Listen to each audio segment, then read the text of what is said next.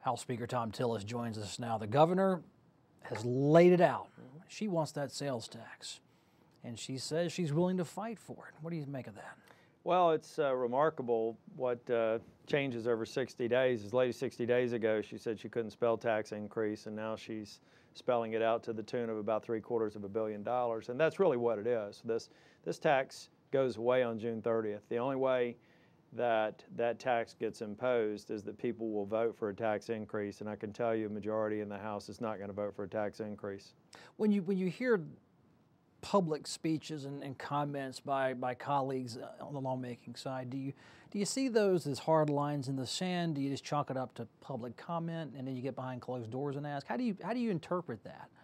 Well, I will tell you on the tax issue, to me, one of the reasons why people lack confidence in elected officials is you go through that rationalization. What could be more stark than on November the 1st and November the 2nd, everybody campaigning on those taxes have to go away, and on February the 16th, February the 17th, well, they've got to come back. I mean, we lose credibility of people when we do those sorts of things. But even as important as that is, it's also important to get these hundreds of millions of dollars back into the economy and back into the free market.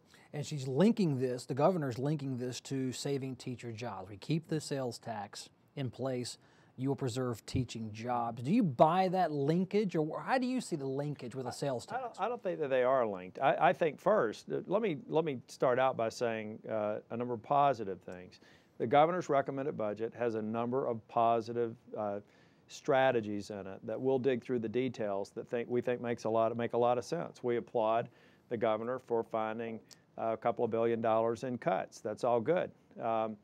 We would encourage the governor to even make the task more simple. Let's assume that all that's been recommended in the governor's budget is accepted at face value. We've got about a $1 billion gap between minimally where we need to be, where they want to be.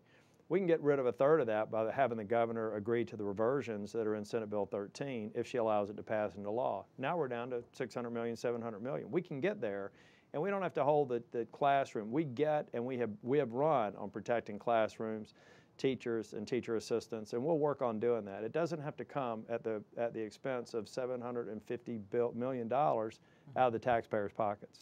Look at the retirement package. You've told me on earlier interviews during this session, you've been a person who's had to downsize and go through some hard times with private industry.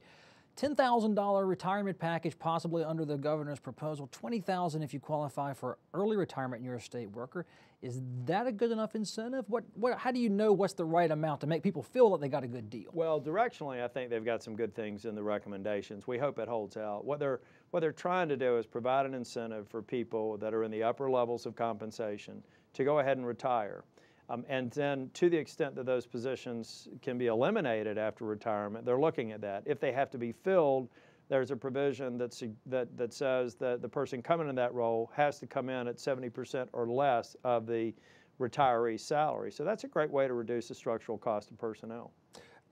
On your budget, you have Representative Brubaker leading that charge. How's progress on your side of this equation now that the governor's played her hand?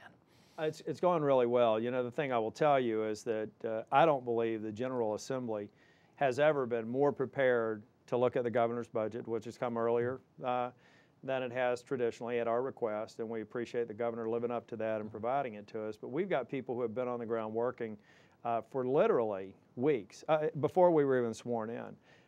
They're doing a great job. We're working with the Senate. We're having joint meetings. I was telling everybody we're spending more time with each other than we are with our spouses.